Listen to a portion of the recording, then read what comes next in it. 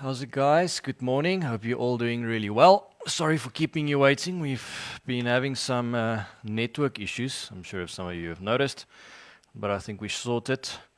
So today we're moving on. For anyone who weren't past parts of yesterday's session, we did a bit of an overview, obviously on the VI 1000, mostly hardware stuff. And what I've skipped over yesterday is some of the features that I would consider to be more advanced features.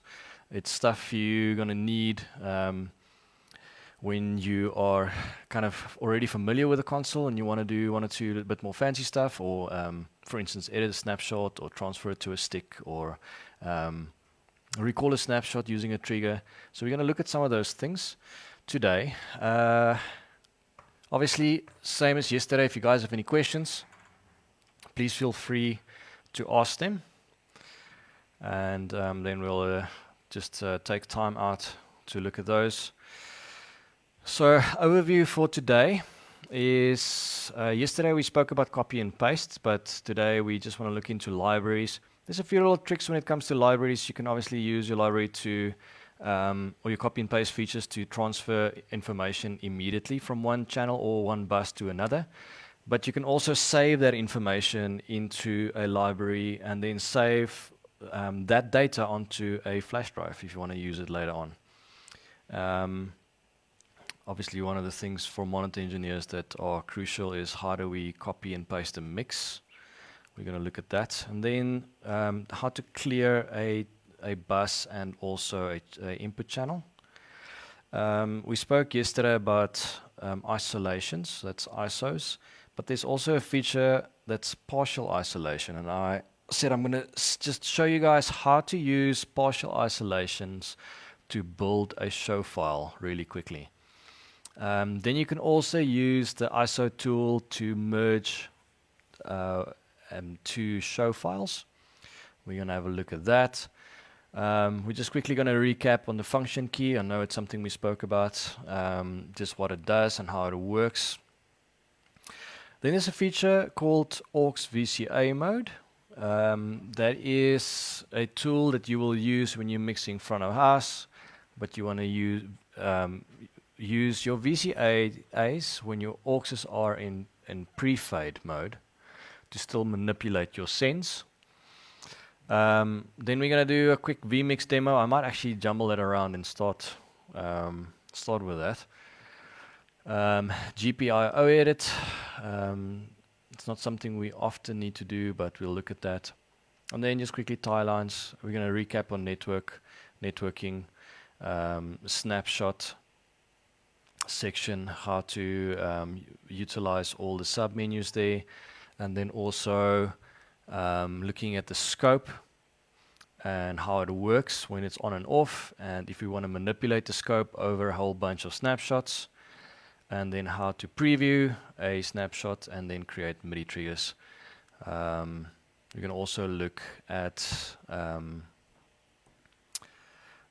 dogs, which is direct out gain sharing, and obviously bring metadata in to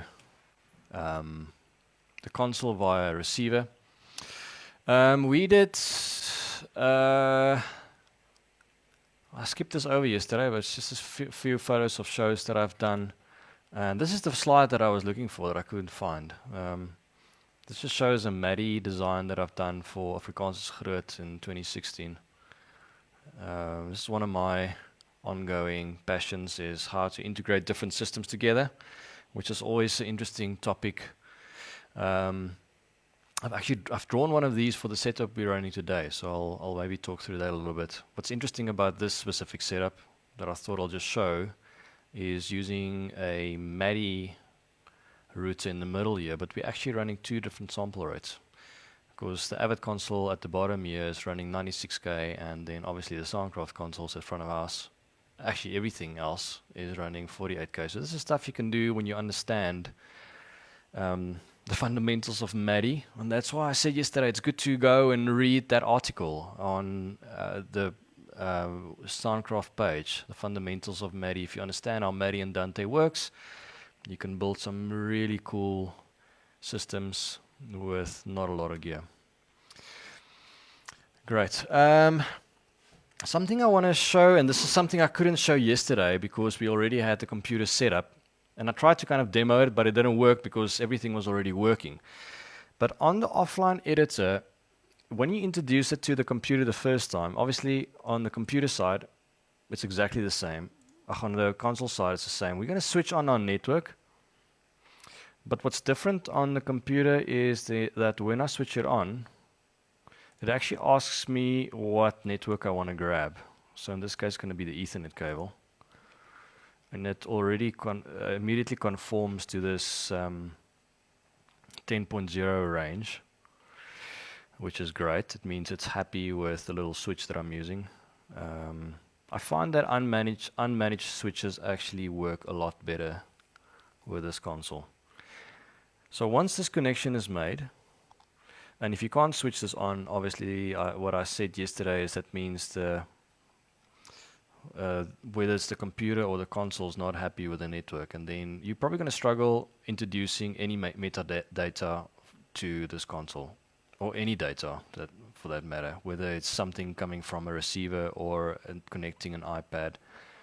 So that should be the first red flag.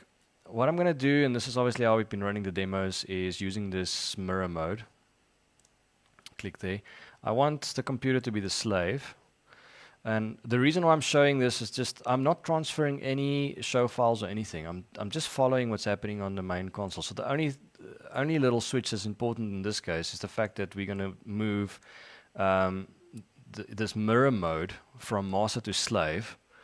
And then the obvious thing to do on the console side, exactly the same, is on the mirror mode to make sure it's master on this side. There's a few little options here also concerning whether you want the monitor and the solos to follow, whether you want the oscillators to follow, and also the layers, if you want to set up different layers between the computer and the console, or the two different consoles, and also be able to manipulate patching. So I'm just going to switch it on the computer, and what you want to pay attention to is at the bottom here, it'll actually populate by itself.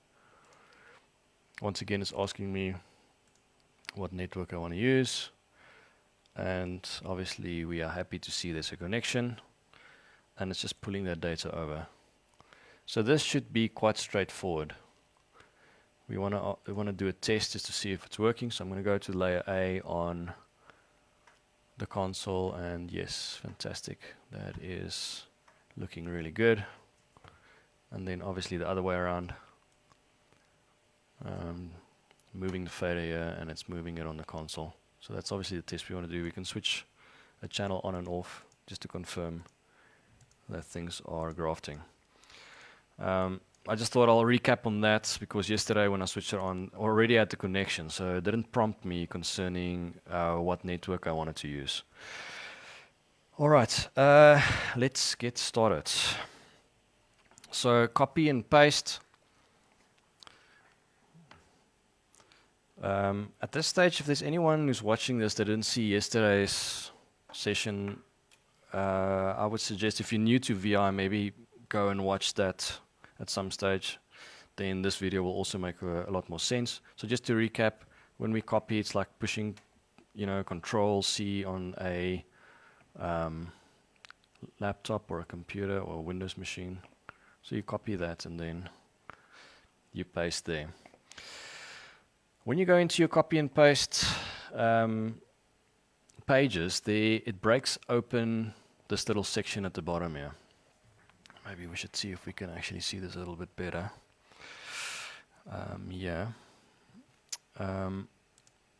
It's this part here, opens the library. So often people will get confused and they're like, where's the libraries? We can't find them on the computer because it's tucked away here. And you push the expand button, and this brings you into the library. So now you can browse here what you need. Dynamics and compressor folders and EQ folders have already been made. There's also a folder called MISC, which is miscellaneous. It's when you're saving something, more than one thing at a time. So it's like an EQ or maybe EQ and a input section and a dynamic section, or any combination like that, then it will not drop it in that folder there, say compressor. It will then drop it in miscellaneous, and we're going to look at that in a moment. Something that's good to know, and that can also help you when you want to recall something. So we're first going to look at just saving an EQ, for instance. I'm going to go to this channel and just do like something we'll probably, like an EQ we'll use in a 58, for instance. Put a low cut in. Something like that. So say that's a vocal EQ right there, and we now want to save that into a library. We're going to say copy. We can expand our library. Select the EQ, and it's already taking us into that EQ library. Now we can change the name. So we can call it it's Gabriel's SM58 EQ. Enter, and there it is. So easy way to recall that now is to hit paste, open your library, and then just touch an EQ, and it'll take you into that EQ menu already, which helps, because now we don't have to go through all those directories to find it. So now it's going to look for the one that I labeled Gabriel. There it is. Gabs SM58, and we're going to load it, and it's going to populate there. So something I can't obviously demonstrate on the computer because I can't touch the screen.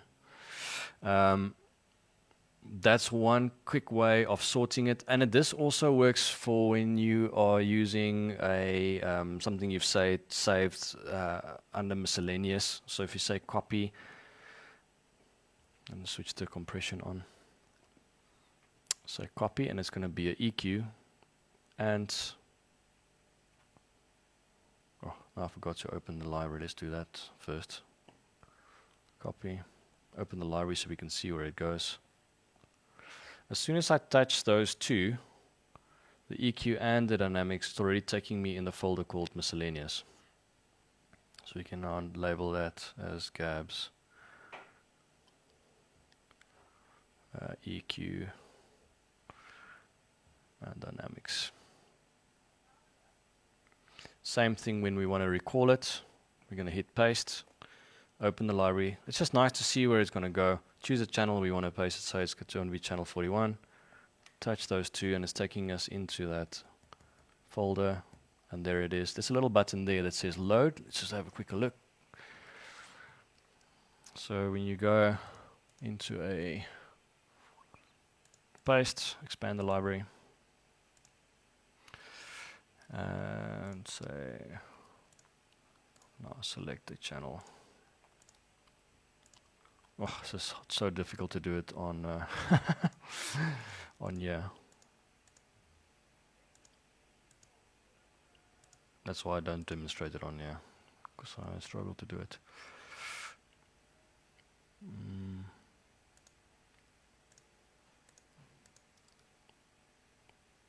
Where is it? There it is. Select. So the little load button will come up there. Something we can't see here. It's right there. I'm going to hit load, and it's loaded the EQ and the dynamics on the screen. So obviously when you can touch the screen, it's super easy. A little bit more difficult to do it on that side, which you probably never really have to do, I mean. So that's the main thing. There's one other little button that's quite important when it comes to copy and paste, and that's whether you want to include the sends on that specific channel. So obviously if we're sending a this channel, input 41, to say monitor 1, which is aux 1 in this case, if we want to include this mix, say this was a setup for a vocalist, and there was some EQs and stuff set up for that vocal, and it's a band you're mixing all the time, but you've already set up maybe the effects units as well. You would want to take the sends on the channel, sending to the effects units, obviously, with your preset for that strip. So that's going to work like this. Once again, we're going to hit copy. And then there's a button here that says include send levels. I'm just going to show what it looks like on this side. But I'm not going to do it on the computer because it's just tedious. It's this guy here. When you click that, it's also including the send level. So that channel going to what specific auxes or buses. If you don't select it, it won't include it. So that's quite an important thing to remember when it gets to sending a channel strip. And obviously when you work with buses, it becomes fundamentally important because you won't have anything copied if you don't have it ticked. Okay, so let's quickly go back to the computer. So in this case, I'm going to click it. I'm going to open my library. I'm going to include my EQ, dynamics, and the sends. And I'm going to give it a name. Call it JVox setup. So this is typically if there's a band that you're mixing for often, and you want to take this setup with you, or this channel strip with you. Now we want to try and paste it somewhere else, so let's move somewhere else on the console that we haven't used. There we go, that one is nice and open. I haven't done any EQs there. I'm going to go paste. Once again, include send levels need to be selected. Open the library, and then say what it is that I want to paste. And it's right beneath the one I saved previously. It's called J setup, and I load it, and it's pasting everything there. Okay, so where this becomes important is when we want to obviously copy mixes. Maybe when I'm in the sub menu, something that doesn't come up that can also maybe cause confusion every now and then is you won't see some of the sub menus also that pertains to USBs, obviously if the USB is not in. So you can now take that file with you, put in USB drive. It opens this little menu there, and let's go into miscellaneous. You hover over the one you want to send to the drive, and you push that button there. Select, there it is, second one from above. So if you're an engineer who's maybe mixing the same band over and over time you can maybe build up a bit of a collection for you with some nice EQs and some nice effects sends and stuff. So if it's a complicated vocal setup and the routing is quite hectic and you're going to use the same routing all the time, maybe it's a vocal that's got some serious effects on it, you can build it, save the channel strip and save the bus setup and just import that into whatever session you are mixing on as the guest engineer. Saves you a bit of time, I guess. All right, so now obviously the thing that is very important and that we want to do often is if you're a monitor engineer, how do we copy and paste a mix? So there's a few ways of doing this. I'm just going to play Pro Tools on this side, yeah. Like other people do in cans. I don't gulp it down. I just like enjoy it. I read The Guardian. The potassium. Read The Guardian with your half a lager. So I've got this TV show set up today. And we're going to just pretend those are in your mixes. Because I want to use the session just to demo some remix stuff a little bit later. Okay, so say we've got this mix built here on aux 3 and we want to copy it over. I mean, that's probably one of the most common things that happen when we are mixing monitors. We've got an artist on stage and we build a mix on 2 or 3 of the monitors and now they want to run around the stage and they want to hear that mix everywhere. So how do we do this?